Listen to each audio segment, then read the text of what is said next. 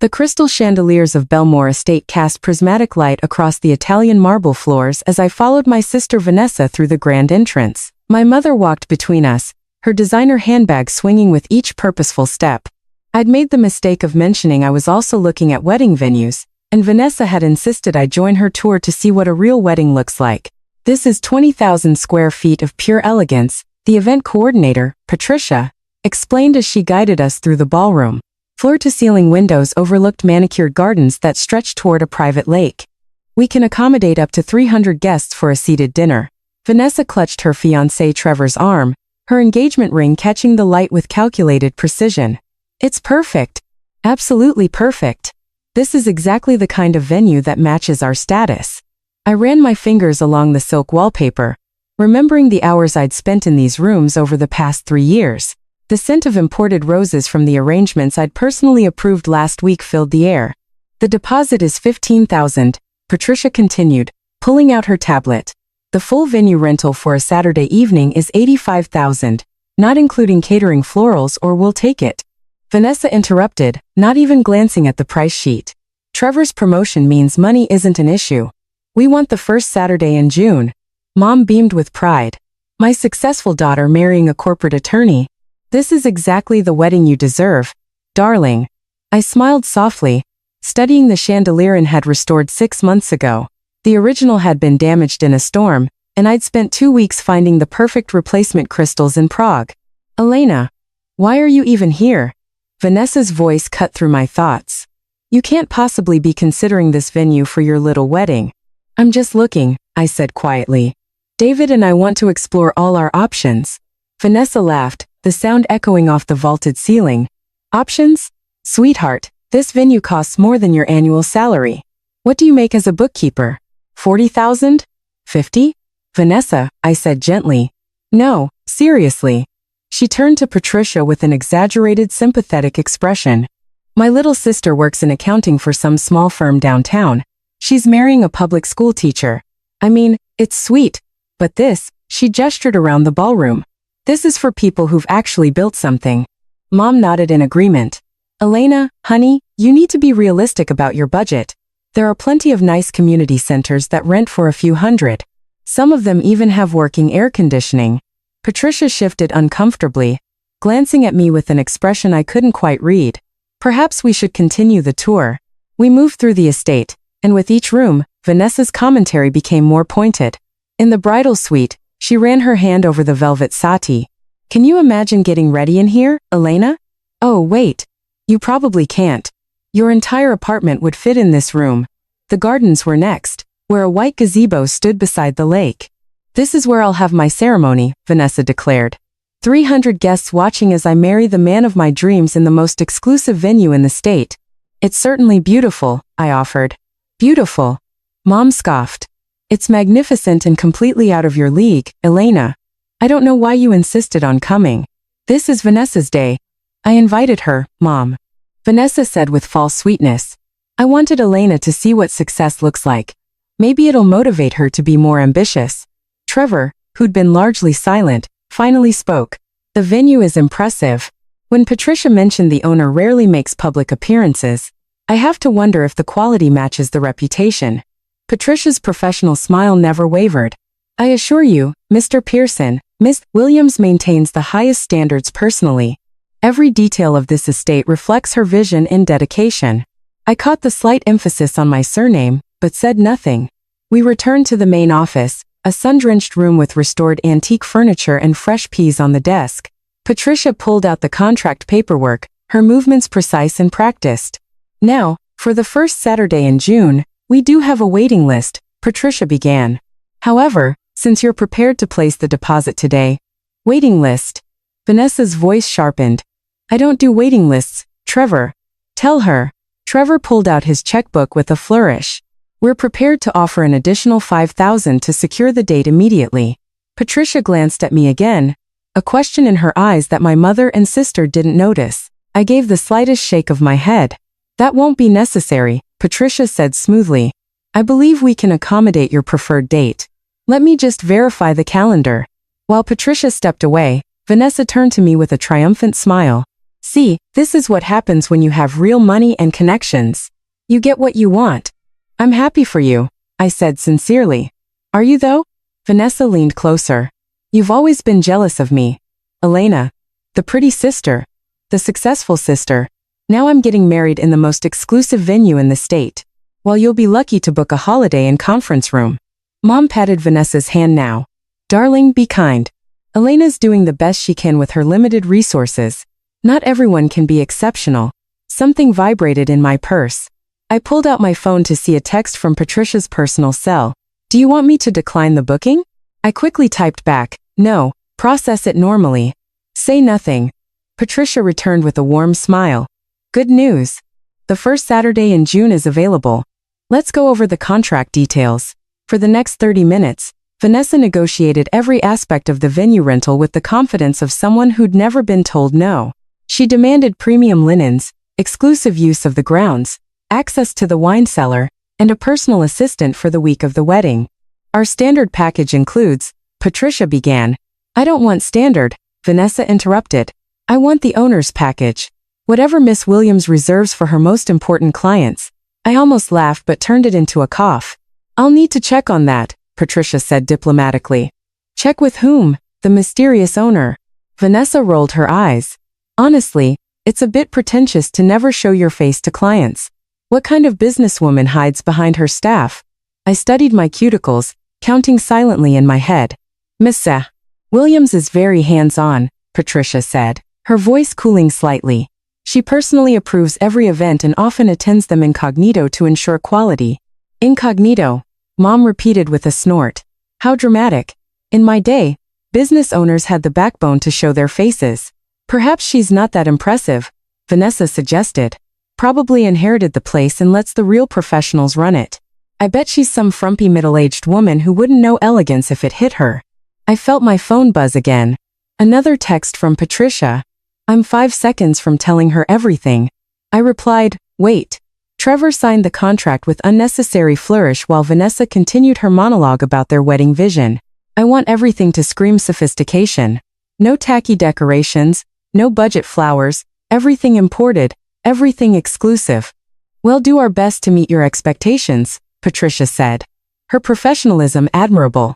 Not your best, Vanessa corrected. Your absolute finest. Trevor is paying premium prices and I expect premium service. If your owner has a problem with that, she can tell me herself. Assuming she's capable of communication, Mom added with a laugh. I stood quietly preparing to leave. I should get going. David's expecting me for dinner. Oh, right, David. Vanessa said dismissively. The teacher? What does he make? 40,000 a year. And you're what? 50? That's 90,000 combined. Cute. Trevor makes 300,000, and I pull in 150 with bonuses. We're practically a different species financially. Different species, I repeated softly. That's one way to put it. Don't take it personally, sweetie, Mom said, touching my arm with false sympathy. You chose a simpler life. There's no shame in being ordinary. Vanessa leaned back in her chair, surveying the office like a queen on her throne. You know what, Elena? Since I'm feeling generous, I'll give you some advice. Don't try to compete with this. Find a nice little barn venue or a restaurant backroom. Have a small wedding with 50 guests. Serve chicken instead of filet mignon. And accept your limitations. You'll be much happier when you stop trying to reach above your station. Above my station? I echoed. Exactly. Vanessa nodded enthusiastically. Know your place in life. I'm the successful daughter who made something of herself. You're the mediocre one who did the bare minimum. That's just how it is. Mom squeezed Vanessa's shoulder proudly. My brilliant girl. You've always been so clear-eyed about reality. I picked up my purse, catching Patricia's eye one final time. She looked like she was ready to explode, but I smiled peacefully and headed toward the door. Elena, Vanessa called out, her voice dripping with mock concern. Please don't embarrass yourself by trying to book anything here. Patricia, if my sister calls about pricing, just tell her it's out of her range. Save everyone the awkwardness. Patricia's jaw tightened. I'll handle any inquiries appropriately. You can't even afford the consultation fee, Vanessa continued, laughing. What is it, $500 just to get pricing? That's probably your grocery budget for a month. I paused at the door, my hand on the ornate handle I'd selected from a catalog of Italian imports. You're right, Vanessa.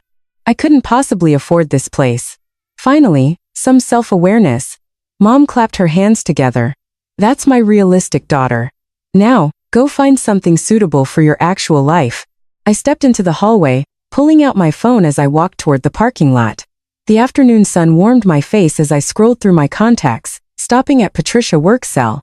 Before I could dial, my phone rang. Patricia's name flashed on the screen. Miss Williams. Patricia's voice was tight with barely controlled anger. I'm in the restroom.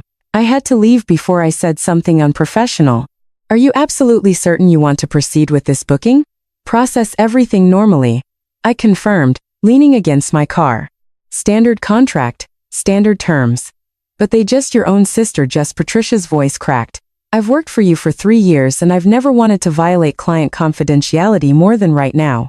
I know, she called you mediocre. Your mother said you were ordinary and they're booking your venue while insulting you to your face. I noticed. Patricia took a deep breath. What do you want me to do? I watched a pair of doves land near the fountain commissioned from a sculptor in Florence.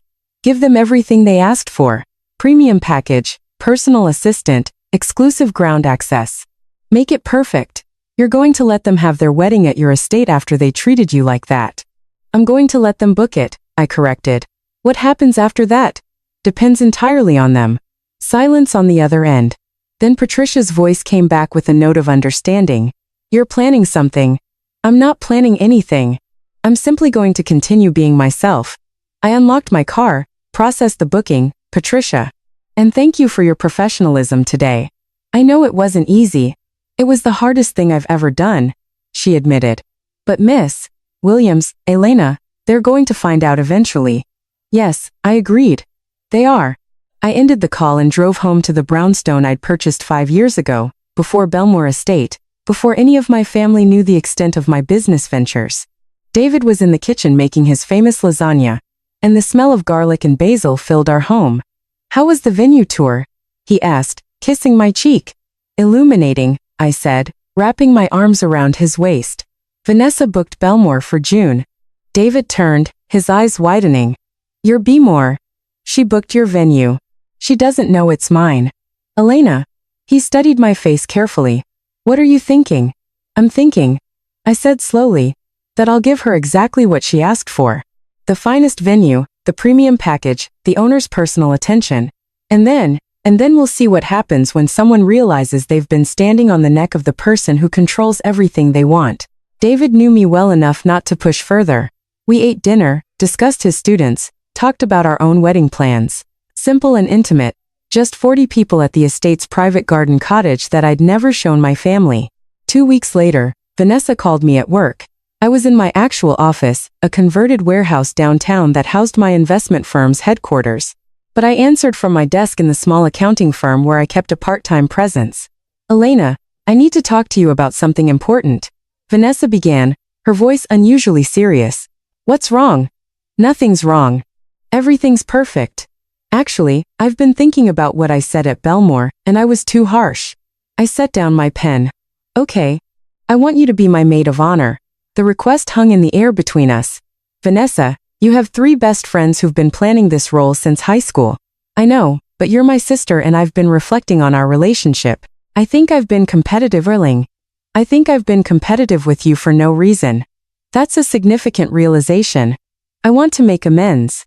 Say yes to being my maid of honor, and I'll help you plan your wedding. I have connections now. Elena, I can get you discounts at vendors, help you find an affordable venue. It's the least I can do. I leaned back in my chair, studying the financial reports spread across my desk. Reports from the 12 businesses I owned, including Belmore Estate. That's very generous. So, you'll do it? Can I think about it? Vanessa's voice tightened. Why would you need to think about it? I'm offering you a role of honor in my wedding and help with yours. Most people would be grateful. I am grateful. I just need to check with David about the time commitment. Fine. But Elena, don't take too long. I need to know by next week so I can order the dresses, and there'll need to be alterations ready. Because, well, you know, you're not exactly model tall like my friends. After hanging up, I called Patricia. Has my sister made any additional requests? Oh yes, Patricia said wearily. She's called 17 times. She wants to change the flowers, upgrade the linens again, add a champagne wall, import oysters from France, and have live swans on the lake. Give her whatever she wants. The swans will cost $8,000 just for rental and handlers. I'm aware. Approve it. She also asked about meeting the owner. She wants to pitch some kind of partnership where she becomes the venue's official wedding planner for her social circle. I laughed despite myself. What did you tell her? That Miss Williams would consider the proposal and respond in due time. Perfect. String her along. Over the next month, Vanessa called me weekly with wedding updates and increasingly patronizing advice about my own planning. I found this little community center that's only $800. She'd say, it's a bit dated, but you could make it work with the right decorations. Or, David's salary is so modest. Have you thought about asking guests to contribute to a honeymoon fund instead of giving gifts? It's less tacky than you'd think. My favorite was, I'm learning so much about event planning through my Belmore experience. Maybe I could turn this into a side business. The owner still hasn't responded to my proposal, but I'm sure she will once she sees the caliber of clients I could bring. I attended every dress fitting, every cake tasting, every venue walkthrough. I watched Vanessa treat vendors with casual dismissiveness. Saw her make Patricia's staff run in circles for every minor whim. Observed her throw small tantrums when things weren't immediately perfect. Mom joined us for most events, and her commentary became a background hum of casual cruelty. Elena, you're not seriously wearing that to the tasting, are you? And maybe don't sample too much cake, honey. You've put on weight. And it's so nice that David doesn't mind that you're the less attractive sister. 3 months before the wedding, Vanessa called with breathless excitement. Elena, the most amazing thing happened. Patricia called to say, Miss Williams, the actual owner, wants to meet with me.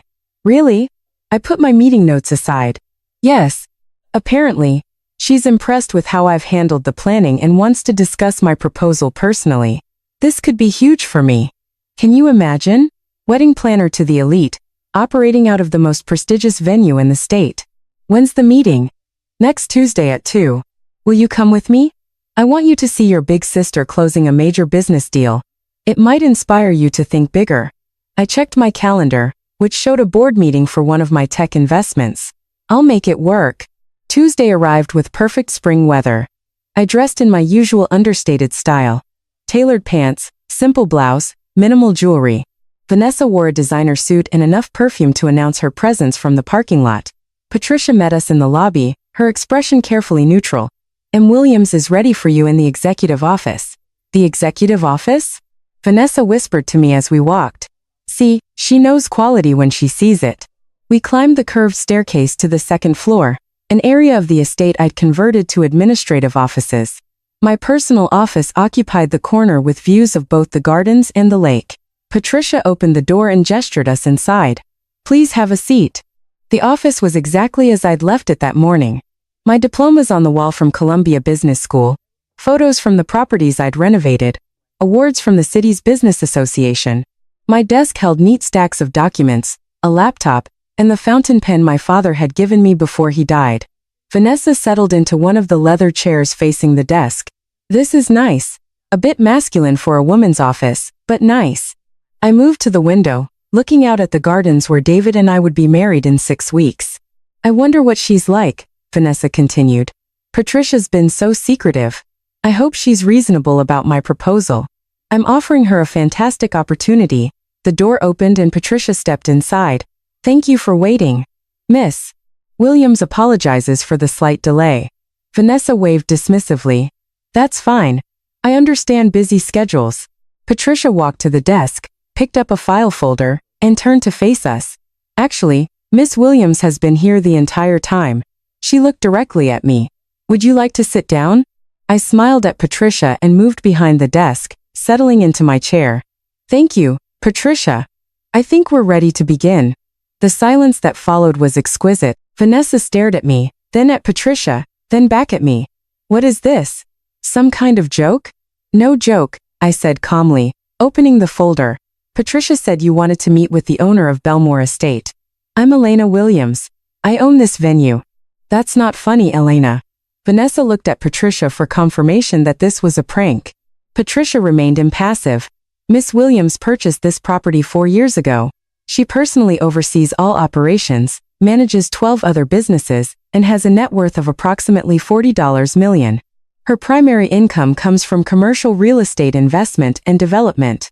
Mom, who'd been sitting silently in shock, finally spoke. That's impossible. Elena is a bookkeeper. I work part-time as a bookkeeper at a small firm because I enjoy the simplicity of it. I explained. It's meditative. My actual profession is commercial real estate investment and development. I own the firm where I keep those books along with 11 other businesses. Vanessa's face had gone pale. You're lying. This is some elaborate prank because I hurt your feelings. I pulled out my phone and opened my banking app, turning the screen to face her. The balance showed 8 figures. This is just one of my business accounts. No. Vanessa stood abruptly. No. This is insane. You drive a Honda Civic. You live in a tiny apartment. I live in a 4,000 QFT brownstone worth $2 million. I drive a Civic because it's reliable and I don't need to impress anyone. And you've never actually visited my home so you wouldn't know.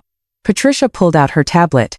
Would you like me to go over the estate's financials or perhaps show the ownership documents filed with the county? Mom's hands trembled as she gripped her purse. Why would you hide this from us? I didn't hide it. You never asked. You assumed I was struggling because I didn't flaunt my success. And that assumption revealed everything I needed to know about how you value people. Vanessa sank back into her chair. The entire time you owned this venue, the entire time. And you let us say exactly what you thought. I finished. Yes. But why? Tears formed in Vanessa's eyes. Why would you humiliate me like this? I haven't humiliated you. Vanessa. I processed your booking, gave you everything you asked for, and provided excellent service through Patricia's team. The only humiliation you're feeling is from the realization that you built your entire self-worth on a false premise. Mom found her voice. This is cruel, Elena. Letting us believe you were poor. Letting us feel sorry for you. You never felt sorry for me. I interrupted. My voice. Still calm. You felt superior to me. There's a difference. And I never said I was poor. I said I worked as a bookkeeper and was marrying a teacher. Both true statements. You added your own interpretations. Patricia cleared her throat. Should I explain the current status of the booking? Please, I said. Miss Vanessa Williams has a confirmed reservation for the first Saturday in June with a contract for the premium owners package. The deposit is non-refundable and the balance is due 30 days before the event. As of today, the full balance of $147,000 is outstanding. Vanessa's eyes widened. $147,000. You requested numerous upgrades, Patricia continued, reading from her tablet. French imported oysters, live swans, premium imported linens, exclusive ground access, the owner's wine cellar, a personal assistant for the week of the event, upgraded lighting packages, and a custom floral installation requiring flowers from 4 different countries. It's all itemized in your contract. I can't afford that, Vanessa whispered. Trevor and I combined have saved $80,000 for the wedding. That's everything we have. I pulled out the contract she'd signed. You represented that cost was no issue. That you wanted everything that screamed sophistication. Mom leaned forward. Elena, you can give her a discount. She's your sister. Can I? I looked at Patricia. What's our policy on discounts? Belmore Estate does not offer family discounts, Patricia said without missing a beat. In fact, given the additional demands Miss Williams has made on staff time, 17 phone calls, 1 revised vendor orders, 3 complete redesigns of the floral plan. We typically charge an administrative fee for high-maintenance clients. How much is that fee? I asked. 20% of the total contract value. In this case, approximately $29,000. Vanessa stood again, her chair scraping against the hardwood floor. You can't do this. I can't. I tilted my head. Why not? Because we're family. You spent 3 months telling me I was mediocre, ordinary, and that I needed to know my place. You suggested I was jealous of your success. You offered to help me find affordable venues because you felt sorry for my limited resources. Now you're asking me for special treatment based on a relationship you've spent years diminishing. I didn't mean any of that, Vanessa said desperately. I was just being competitive. Sisters do that. No, Vanessa. Sisters support each other. What you did was establish a hierarchy where you believed yourself superior and me beneath you. The only thing that's changed is which one of us actually holds the power. Mom's voice shook. So, this is revenge. You're going to bankrupt your sister over hurt feelings. I'm not bankrupting anyone. Vanessa signed a contract for services she requested. She can honor that contract or she can cancel per the terms she agreed to, which means forfeiting the $15,000 deposit and owing a cancellation fee of 30% of the total contract value. Patricia did the mental math. That would be approximately $59,000 total. Vanessa collapsed back into the chair, her carefully constructed composure crumbling. I don't have that kind of money. Even if Trevor and I use our entire wedding savings, we'd still be short. Then I suppose you need to make a choice, I said simply. Honor your contract and have your dream wedding at a venue you can't actually afford, or cancel and lose a substantial portion of your savings. Either way, the decision is yours. What do you want from me? Vanessa's mascara was running now. An apology. I'm sorry. Okay. I'm sorry I said those things. I don't want anything from you. I closed the folder. I wanted you to understand what it feels like to be on the other side of dismissive superiority. To realize that the person you considered beneath you actually controlled everything you wanted. That's not revenge, Vanessa. That's education. Mom stood trying to muster her authoritative parenting voice. Elena Williams, I am your mother, and I am telling you to void this contract immediately. You're my mother. I agreed. A mother who has spent years making it clear that you value Vanessa more than me because she fit your definition of success. Do you remember my college graduation from Columbia? Mom's face flickered with uncertainty. You didn't come. I continued. Vanessa had a work event, a happy hour with her marketing team, and you said that was more important than my graduation. When I bought my first property at 26, I invited you to the ribbon cutting. You said you had a hair appointment. I didn't realize that it mattered or that I was successful because those are two very different things, Mom. Patricia's phone buzzed. He glanced at it. Then at me. The Hendersons are here for their 3 consultation. Thank you, Patricia. We're just finishing up. I stood smoothing my blouse. Vanessa, you have until the end of business today to make a decision about your contract. Either commit to the full payment plan or file for cancellation. Patricia will handle either choice professionally. Vanessa wiped her eyes, smearing her mascara further. And what about you? Are you going to tell everyone? Make sure all my friends know that my little sister is actually some real estate mogul who humiliated me. I'm not going to tell anyone anything. Your choices are your own business. But Vanessa, I waited until she looked at me. The next time you assume someone is beneath you because they don't flaunt their success, remember this moment. Mom gathered her purse with shaking hands. I can't believe you treat your family this way. The way you treated me. I asked quietly. With dismissiveness and condescension, or the way you thought I deserved to be treated with patience and professional courtesy? Neither of them had an answer. Patricia escorted them out, and I heard Vanessa crying as they descended the stairs. I returned to the window, watching them exit through the main entrance.